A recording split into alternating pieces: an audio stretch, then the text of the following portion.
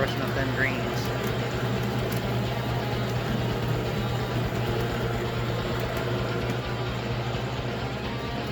Set up here.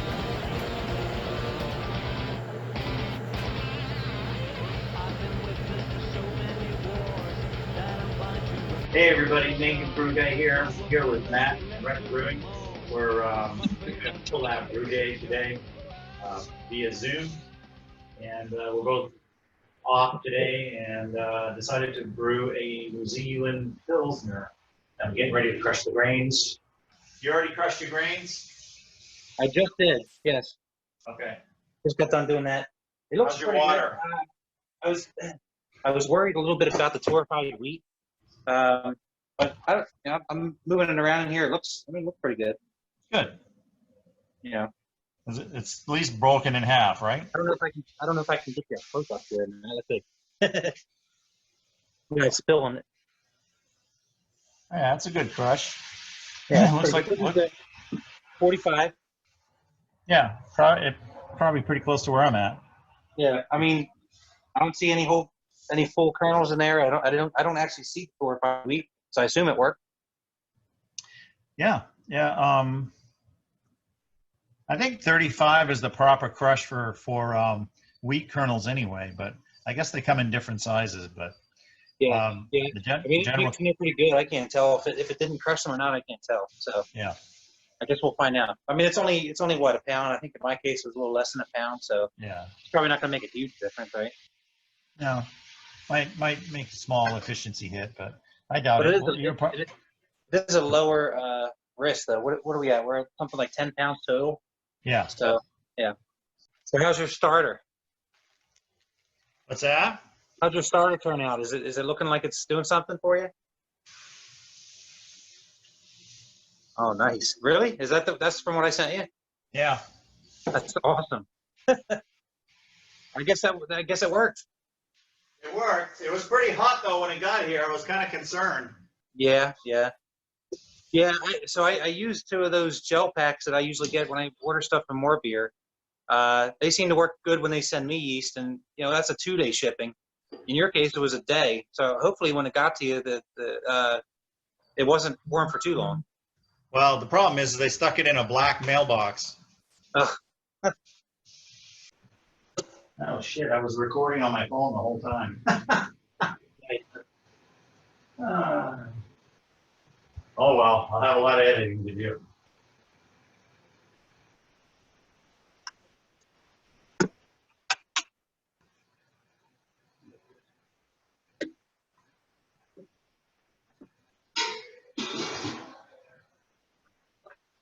What a nice day it turned out to be here. It was so hot, and now it's cooled right off. I am loving it. Loving it. Yeah, it's nice here too. It's not. I mean, we had a couple of days where it was near 90. So it's back into the 70s again. Yeah, it feels like it's cooled down to at least 73, 74. So FYI, my brew store is still open. My brew shop, my home brew shop. I think so. I have 2 around me. One is pretty much doing delivery only. Yeah. The other one lets you go and pick stuff up. But the one that does the delivery, he's got very limited stock. Wow. That's the one I was going to use for the things I needed. He didn't have them. Going to get my recirculating going here.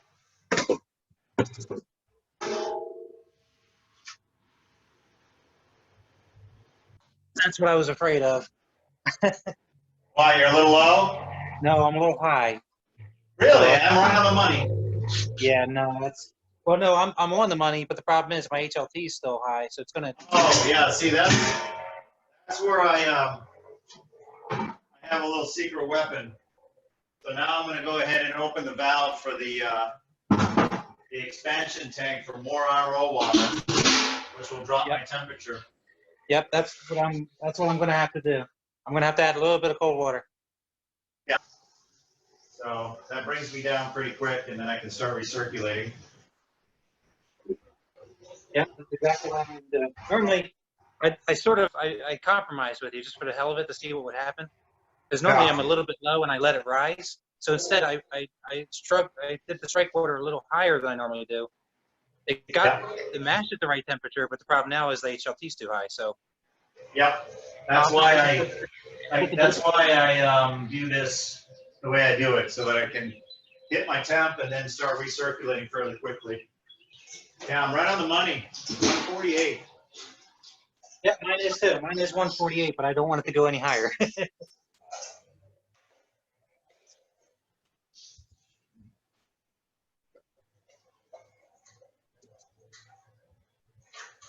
All right, I'm going to start the mash timer. Me too. Okay, it started. Yep, 75 minutes on the clock. There's Gary there. We're brewing with Gary. Mainebrewguy Gary in Florida. How you doing? Hey, everybody. We both see my backside. How about that? Yeah, we both just started our mash, so we're doing a 75-minute mash today. And I got to bring this temperature down, so I don't want to go any higher than 148. So I've been adding a little bit of cold water to the HLT, and yeah, we'll be mashing at 148 today, and we're good to go. Yeah, see, I don't mind pitching at 60, 62, Sure. just so the yeast can get started and then slowly, gradually bring it down. Yep. Yep. But if you want to aim for 55, I'm okay with that. Yeah, I was going to shoot for 55. Yeah. Okay, sounds good. And then, yeah, pressure ferment. I'll put the tilt in there so I can get a graphical readout, I guess. I haven't actually set up the graph part up yet, but probably should do it. We're basically we're very close. Well, aside from the base malt, we're essentially using the same ingredients. We're using the same numbers. The only difference is our water, really. Exactly. So should be an interesting little experiment. Yeah. I said dinner has arrived, and let the naysayers be naysayers, but pineapple does belong on pizza. Pineapple what? Oh, pizza? I said pineapple belongs on pizza. Oh, yeah. That's an easy way to start an argument on the forum. Oh, just say that. I agree with you. All right, so I'm starting this. All right, so I'm purging the can with CO2. When I first start back up, I don't know if anybody else gets this, but the first can is always a little foamy. So I'll fill it up as much as I can, and I'll push it to the side and continue filling the other cans, and then I'll just come back to it. The lids are soaking in star sand, the cans are as well. All right, purging the next can, flipping the foam there. I don't know if you can see that. Purge.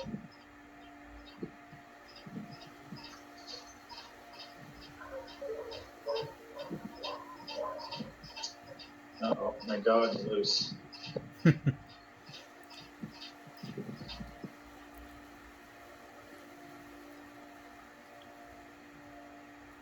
So the fill speed is about the same as the bottle. It's coming to the top now. I get a little foamy so that I can, when I withdraw the wand, got a little bit of foam there, and I can clip the foam. Okay. And I put it underneath the can sealer. Crack the lid over. Start filling up the next one.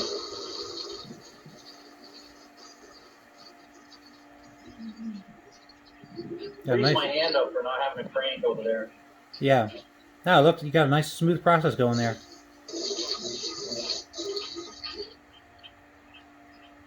I think you're right. I think that's about what it takes for me to fill up a bottle. It's about that speed. Yeah. Yeah, it's about the same speed. And what are you using there to fill it? Is that the beer gun? Sorry? What are you using to fill it? Is that the beer gun? Yeah, the beer gun. Yep. Okay.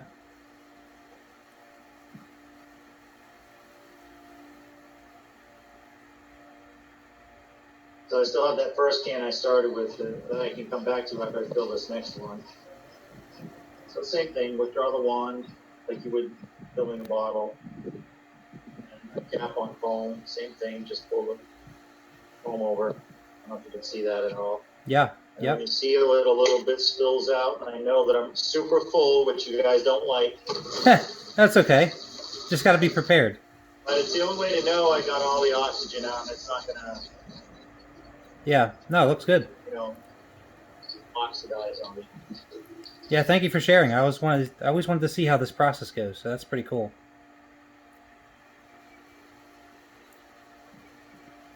And I guess I could have grabbed my tripod. Sorry for the shaky camera work for anybody watching this later. Oh. Yeah, usually, I don't know, it's kind of weird, but, I feel like I need to, get better with my left hand so that I can just keep doing things back and forth. Nah, man, looks solid. You're pro. All right, so we're coming down. 21 minutes left in the mash. 148, right on the money. That's where it's been most of the mash. Good recirculation going there. We adjusted our pH. We're aiming for 5.3. And we just ride out the rest of the mash. Gary's over there finishing, doing some canning.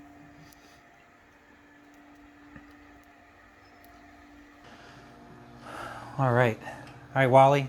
We're gonna include this into my brew day video instead of doing a separate one because I'm thirsty and it's been sitting long enough. I wanted to try this beer out. So this is the Mad Tree Galaxy High Imperial IPA. It comes from Wally Feck up in Ohio. It says it's a 9.5% ABV. It's got Galaxy and Topaz hops. So let's go ahead and get it cracked open. Whoa. Yeah, that beer wanted to come out of there. I think they fill this can the way that Gary fills his cans. Right to the top. Gary heard that. There you go, look at that. Very clear. It's a nice golden, actually a dark golden color, probably a bit orange hue. Look at that, Gary. Oh yeah, that's beauty. That's a beauty. Yeah. Oh, yeah, look at the bubbles rising up on that. Yeah, really good carbonation. It's got about a fingerhead on the top there. It's probably an off-white color. Oh yeah, you can smell all those hops there. I actually am not familiar with Topaz hops, so I'm not too sure about what they bring to the table, but I can definitely tell there's Galaxy in this. Oh, hey, what was the born on date on that can? That's a good question. Is it actually on the can? Comes in the bottom. Cincinnati, Ohio. Oops. You probably will spill some on yourself. But No, I'm all right. I let it spill on the garage floor. Can date is September 5th of 2019. Oh wow, that's old too. Yeah, so he sent that to me a good probably month or so ago now. It's been a while. I've had it for a while. Still, that beer's got some age on it. 7 months, 6.5, 7 months. Actually, he's probably sent that to me a couple months ago now. That was when we did a beer swap. I'm wanting to say like February I got that. I don't remember actually. That's pretty impressive if it held the aroma that long. The aroma's there. It's starting to fizzle out a little bit, but it's still very prominent. No, it smells great. Cheers, Gary. Cheers, Wally.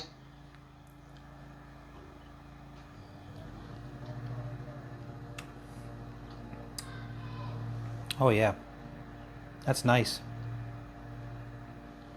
You can't really tell that it's a 9.5% beer.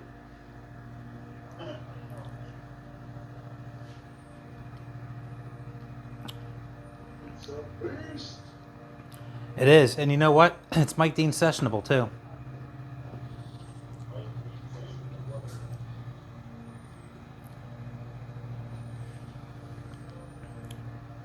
Yeah, that's a good one, Wally. I can definitely, for the age, this thing was canned on September of last year. So you're looking at what, 6, 7, almost 8 months ago, and still tastes pretty fresh.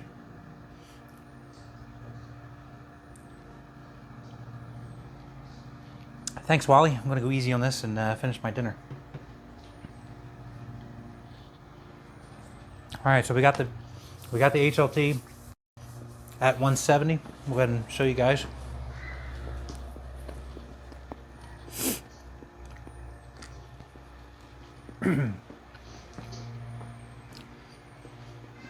So we're ready for sparge. Don't pay any attention to that mash temperature because that probe is down here and we're not recirculating. So we're ready for mash out. Gary's just a couple minutes behind on bringing his temperature up, and then we are going to go ahead and sparge. Okay, so we are now sparging. We're filling up the kettle. Let's see here, got that flow rate correct? No, need to bring it up a little bit more, actually. That's probably a little too fast. Thought I had that dialed in. There we go. So we're filling up the boil kettle. And we got this going on here for sparging. Just trying to stay an inch or so on top of the grain bed. Doing what Tony Yates liked to used to do. So we got the clip set. So we're bringing down that sparge water in the sight glass down to that clip, so I know that's what we need. I'm sparging with about 6 gallons of water. And I have the clip over here so I can see, so we're starting to rise a little bit, so we're going to dial that down a little bit. So this will tell me right where I need to be for sparging the water level over the mash bed. And Gary's over there doing the same, just enjoying some dinner and some beer given to me by Wally. And yeah. Sparging now, it's looking beautiful. Yes, sir. Sparging here as well. We're right on the same schedule. Yeah, Gary and I are. This collaboration is. We're trying to do the same exact thing. His collaboration beer over there is pretty much the same as what I'm doing over here. The only difference is the water. We're even using the same ingredients.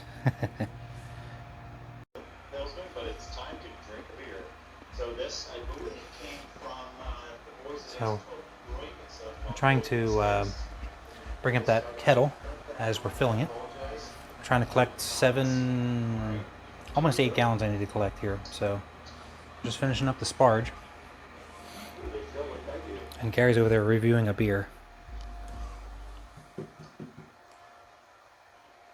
So they sent me a bunch of other beers. Of course, I had to drink a lot quicker, but I knew this one could age. Because it's a 9.3, I believe. Definitely in the Imperial class. There's a little bit more in there. I can't get the glass. But look at that. Dark is the night. Let's see that, Gary. Check that out. Yeah, look at that. Nice. Nice. Dark as the night. Anyway. Matt's filming me, filming you, filming everybody. It's like it's a vortex. All right. All right. So we've hit our rolling boil. I'm going to go ahead and start the clock. Got it dialed into 55%. All right. We'll go ahead and turn the alarm on just because. So when this reaches 60 minutes, that's when we're going to go ahead and add in the bittering hops. So we're going to boil up the first half hour.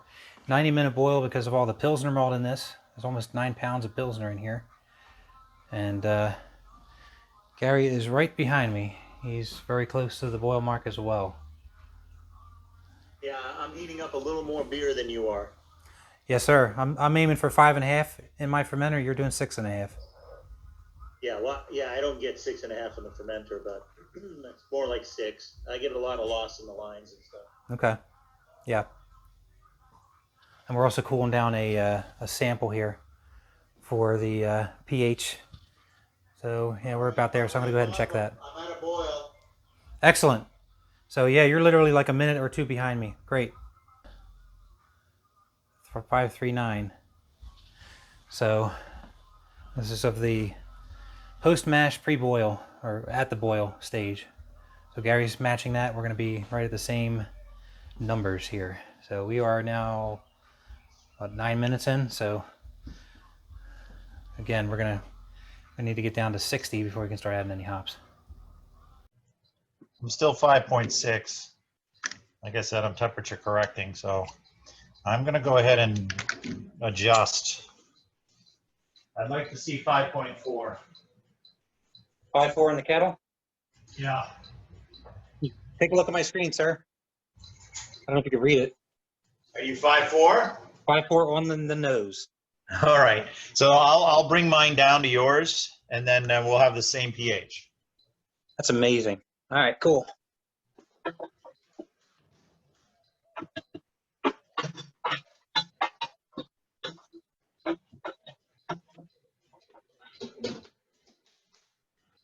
Yeah, that's pretty good. I ended up with a little extra liquid in there.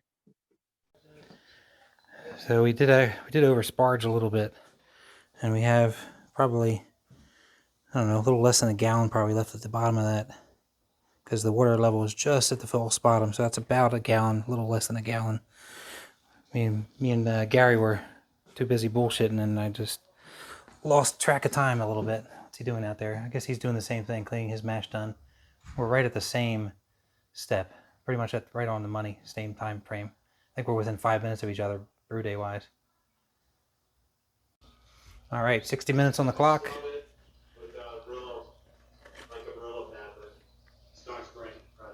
Just 0.28 ounces of Waimea.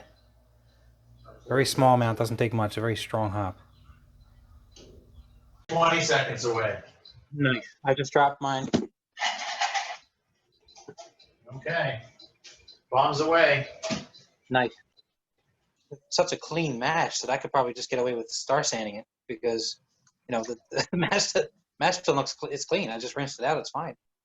You know. Yeah. Normally I'll clean it, and I mean I'm probably still gonna have to clean the boil kettle, but this mash tun I could probably save myself a step and mix up my star sand in there now and leave that sitting there, and that's done until I'm ready to go through this. I might just do that this time. But I was curious. I was curious on your process. You said you do these things before you start. I rolled the rig outside. I flushed the pump. I flushed the coil, the cooling coil. Okay. Everything else was cleaned at that point. Okay. And I just wipe everything down and roll it back in. Usually my brew days are a 2-day affair because I got to collect the RO water. So I got you. So you're already committed to spending some time there the day before anyway. yeah. Okay. Makes sense. But I think for this one, I think I might just save the step of washing the mash tun. I don't think it's necessary this time. I can't, you know, I don't understand why you would want to do PBW every time. I don't think you need to. You probably don't. I'm just anal, I think. Actually, I don't use PBW anymore. I use Alkaline Brewery's wash now. I just like how it dilutes better, and it seems to do a better job. I used to use OxyClean, but now I use that Alkaline Brewery's wash. I like that stuff a lot better. Which one is that? It's a lot more expensive, but it's really effective. And I love which one is it? It's made by Craftmeister. It's called Alkaline Brewery Wash. It's the stuff that they give you when you buy spiked kettles. When I bought these, they gave me a little packet of them to give it its first wash with this stuff, and then they give you another packet of the Barkeeper's Friend to shine it up. And this stuff is great. I mean, what I like about it is it will dilute almost instantaneously in cold or warm water. It doesn't matter. It's gone. It's great. PBW seems like it takes a little bit more effort to dilute. OxyClean takes a lot longer to dilute. So that's the only reason I got away from it. But I still use OxyClean. I'll still use OxyClean to clean out like my fermenters and like little bits and bobs.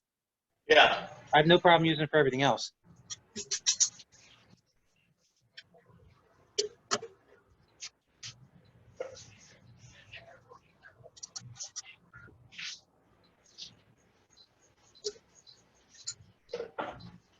Taking all the star sand that's out of the mash tun and putting it into the fermenter.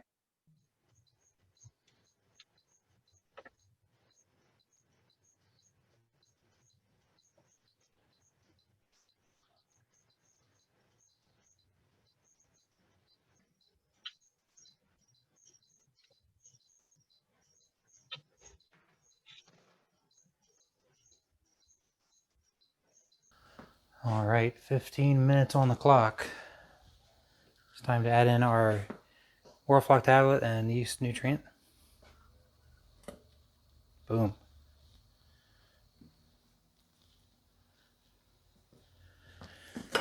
How you doing over there, Gary? I just put in my Warflock tablet. Yeah, I got it like 50 seconds here. My phone went dead. Oh no. Yeah, I'll have to use a Sony. Where is the Sony? There it is.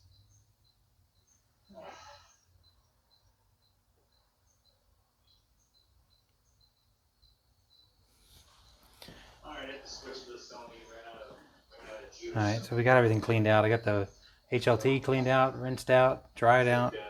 HLT, Star Sand, dried out. Fermenter, cleaned and Star Sand, ready to deliver or receive. Yeah, did you just drop? Yeah. Awesome. Ooh, that's a little too close to comfort. All right, so we're down to the last 15 minutes of the boil. Recording Gary, recording his brew day. And yeah, actually, yeah, 15 minutes left in the boil, 10 minutes left to the last hop drop, and then we can start cooling. I caught every second of that. Man, I thought I was gonna have more time to sit and eat. Brew days are busy. Yeah. Yeah, this one started out pretty busy anyway. Making starters and transferring over 2 beers and then cleaning those fermenters to use today. Well, one of them anyway. But while I was at it, I cleaned them both. And we're both having pizza. Pizza and beer for dinner. Dinner of champions. Yeah, hey. I'm still nursing this, so I haven't had a chance to sit down. Well, I'm only halfway down, so. Cheers. So, what do you want to do? What do you want to do at the end here with the whirlpool and the cooling and all that stuff? Because I have things I go back and forth on process, so let's try to keep it the same as far as whirlpooling and things. Okay, so the way I do it is I use my Whirlpool port. Of course, we're not whirlpooling. I cool the kettle down to probably like 80 or 90. Okay. And then I start moving it into the fermenter, but and then I do it slow so that it, you know, Right. when it's coming in the fermenters, as cool as possible. Now, do you whirlpool at all to kind of collect the trub first before you start to cool it, or do you cool it immediately when you start whirlpooling? In this case, I'll whirlpool and cool at the same time. Okay. So you're not going to wait like 2 minutes or 5 minutes to before turning on the hose water. Okay. No. All right. I'll do the same thing then. I have no trouble with the counterflow chiller getting clogged up or anything like that. I'm not worried about that. I just want to make sure we're doing the same hop utilization as we, together. So. Yep. All right. 5 minutes on the clock. In goes the Pacific Jade. Boom.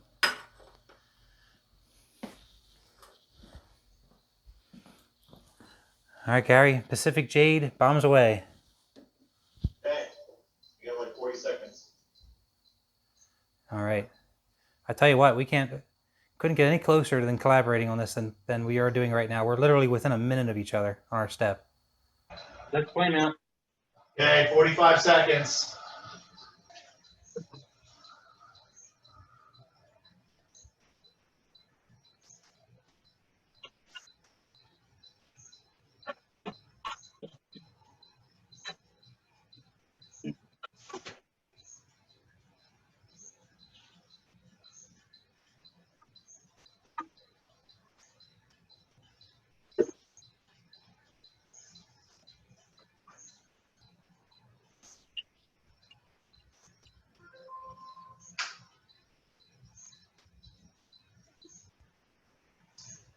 Okay, boils off. I'm gonna turn the water on.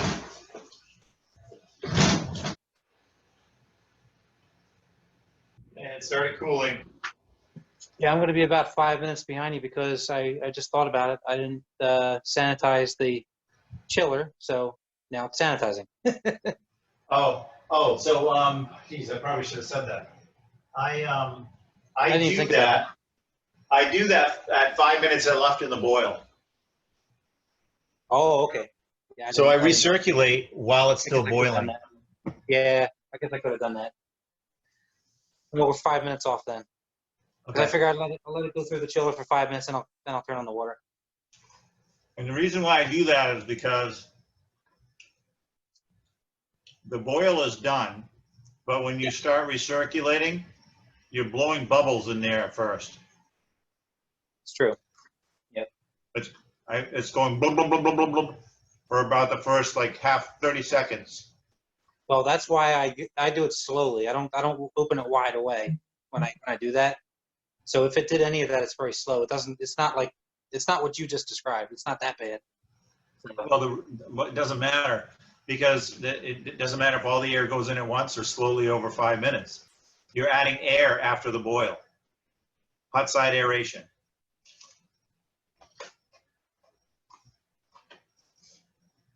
So that's why I started doing it. And I only started doing it recently when I read that. I was like, oh man, that's right. I may start doing that then from now on. Because it's still boiling. So if any air goes in, it's going to boil off. That's true. That's a good point. I didn't even think about that. I'm very careful about it though. I don't let it just go glug glug glug.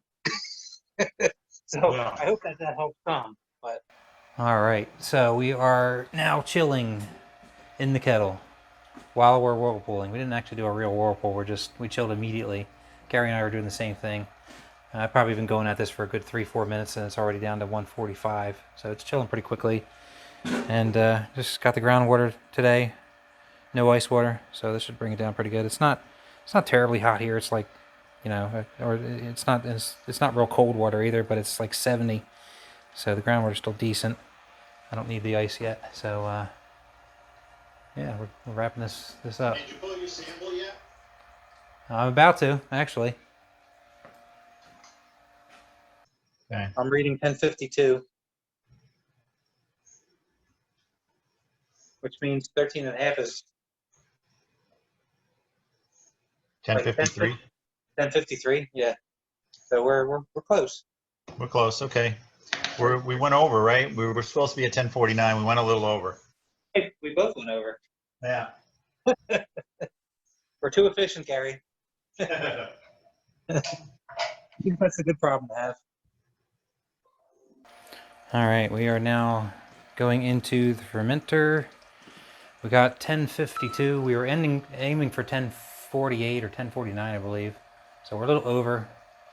I think Gary was a bit over as well. So yeah, we're going into the fermenter at 68. So we're going to pitch this at probably around 60 or so and ferment it at 55. I don't know why that's showing 90. It's not actually 90. It's going in at 68. So. All right, we're going into the fermenter now. Yeah, me too. I'm down to about 95, but Yeah. I've got it going slow in there, so it'll get as close to the groundwater as possible. All right, so we collected 5 gallons in the fermenter. I don't know if we can see if you can see that. Yeah, it's well aerated. Here's the yeast starter. We're going to go ahead and decant some of this.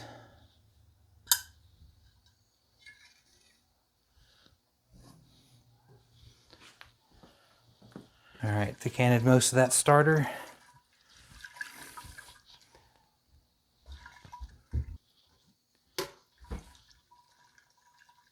All right, Gary, we're pitching. Pitching? Pitching now. I'm just trying to get the rest of that off the bottom of that flask. It just didn't want to let go. I want to Boom. charge my phone and see what the tilt is saying.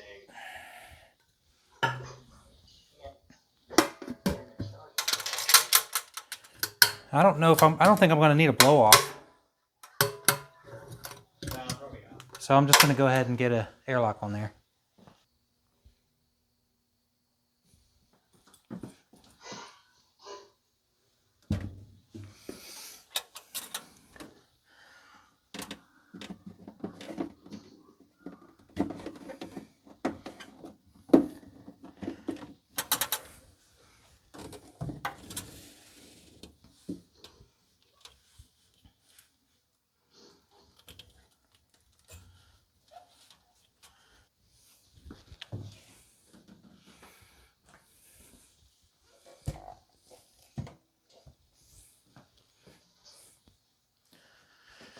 I guess I'll just let it come down naturally tonight because it's going to get cooler down in here. Look at the clarity on this thing. Yeah, look at this. It's amazing. Jesus. Hey, Gary, let's see yours. Okay, hang on. Look at that. That's awesome. All right, I'm going to put mine side by side with yours. They look the exact same beer. Very clear. Look at that. Yeah. It's crazy, right? Nice job. That's nuts.